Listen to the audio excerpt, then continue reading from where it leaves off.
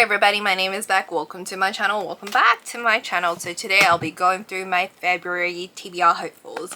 I won't be in the country for half of the month, so this TBR will be a little bit slightly smaller than the previous month. But then again, I don't really follow my TBRs. This is more like a suggestion kind of list, and I do have books that I bought very discounted, even though in my last video I said I was on a book buying ban.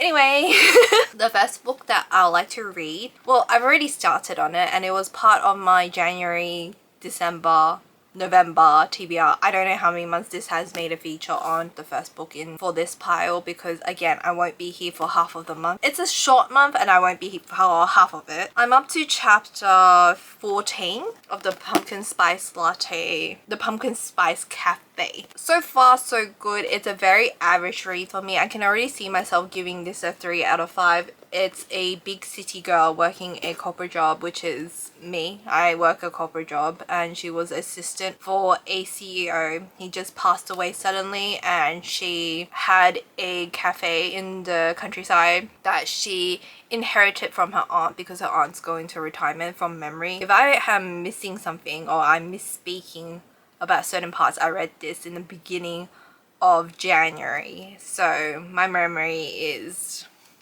she inherits a cute cafe and she's taking over it. She's trying to learn the new stuff, and she bumps into this grumpy farmer, and it's their relationship, and it's fun, it's cute, because the townspeople are into it. Logan's a local farmer and our main character is called Jeannie. So Jeannie's aunt gave her the responsibilities of running her cafe. So this is like kind of like my fantasy, because the quotes, like you see these tabs, they're not spicy tabs. This one particularly hit me on a very bad day at work. Like I started reading on page 20. It goes, the doctor said the heart attack was stress induced, that and Marvin's atrocious diet of mostly bacon and late night takeouts, but it was the stress induced part that stuck with Jeannie, was that her future to work and work until her heart just gave up.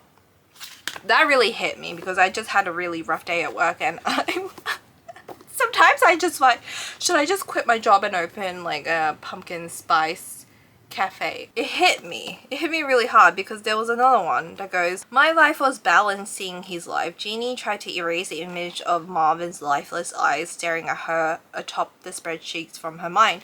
And as someone who just stares at Excel spreadsheets all day myself, I was just like, should I just quit my job and open a cafe in the countryside? But I don't think I'll make it really far, because unfortunately cafe is one of those businesses that really makes or breaks within the, well, with most businesses, but with cafes the fail rate is actually pretty high. Like most people don't really make it within the first 3 years, let alone like their first year. So it has a lot of overhead costs, a lot of, we're not here to talk about work anyway. So these tabs, not spicy scenes. I did not know this book was spicy when I picked it up. I thought it was just like a cute romance, but here I am having existential crisis. If you work corporate, you might read this book in a different way. I don't know if it was like signal from the universe. Anyway, this is beyond a TBR video. If you'd like me to go yada on this topic, feel free to let me know. I will not stop. Anyway, so we have a Cowboy by Heart by these lovely authors, and it is part of this series. I just picked it up because I really like the old school cover, and I was in my Yeehaw Cowboy romance, and this was featured in my TBR before. But I just need something that has nothing to do with the office. Like some people really like workplace romance. I'm not one of them. I don't want to read anything about an office. So maybe the furthest thing from office is Cowboy. So I need this. So it's a bunch of stories in one book. So I don't know how much I'm going to read of this, but potential. And this is, I know I just said I don't like workplace romance, but this is slightly different. So I do have, I don't know what this series is called, but I have Mile High, The Right Move, Caught Up, and Play Along, which released out on my birthday last year, and I didn't get a chance to read it. And it's a purple book, and I love purple books.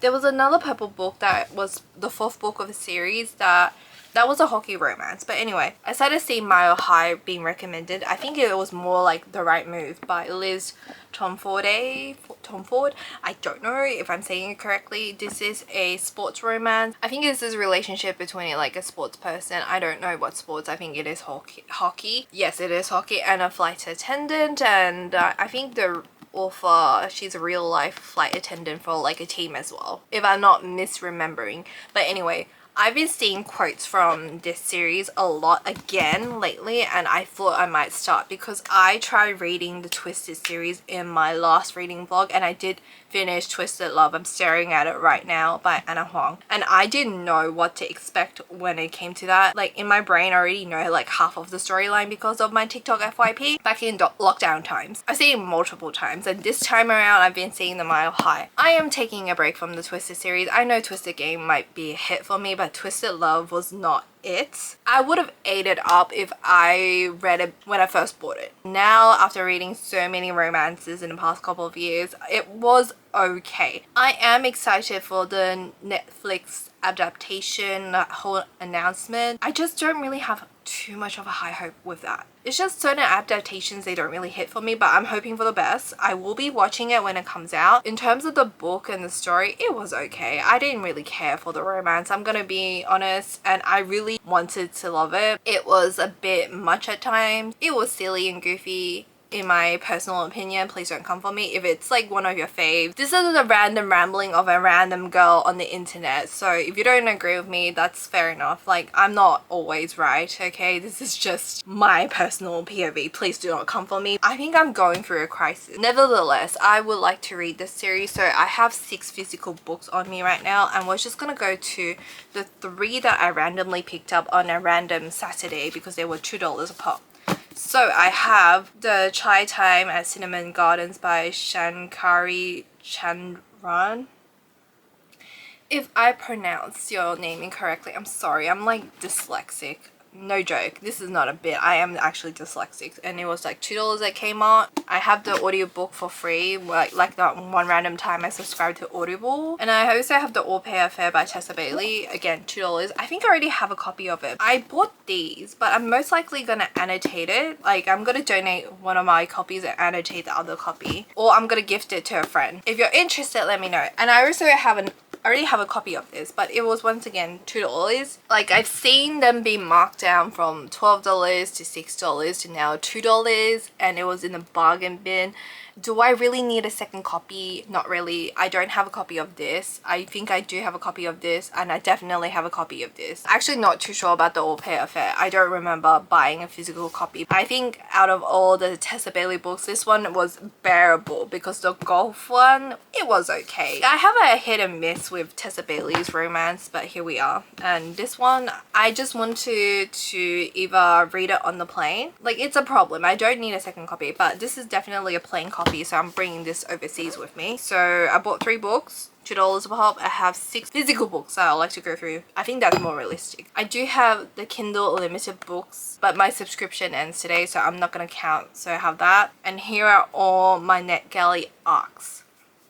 Now, I think I've rambled long enough. If you would like to see my Afterlight unboxing, I did film it previously, but it's most likely going to come out sometime next week or the week after that, so 2 weeks later than this video, because I have a bunch of backlogs that I need to edit, and it's going to be a whole process. I have been trying to film a reading vlog for a very long time, but I just don't like it, so I haven't been posting them. I should just post it because it ends up being like the reception of those vlogs actually do quite well. I just don't personally love them, so I can't post it for whatever reason. It's just something about me is holding myself back. The pumpkin spice latte is not meant to be read as an existential crisis, but I'm taking it as one because I'm just going through like life as it is. But anyway, if you'd like to hear about it, let me know. Send me a DM. I'll dump my trauma onto you, please. Actually, don't. I don't want to like make another person feel miserable. But anyway, if you enjoyed this video, give me a thumbs up, leave a comment down below. If you have anything you'd like to say to me, hit the subscribe button. If you have anything you'd like to say to me, hit the bell for notifications, and I'll see you guys in my next video. Peace and love. Stay safe. See you guys. Bye bye.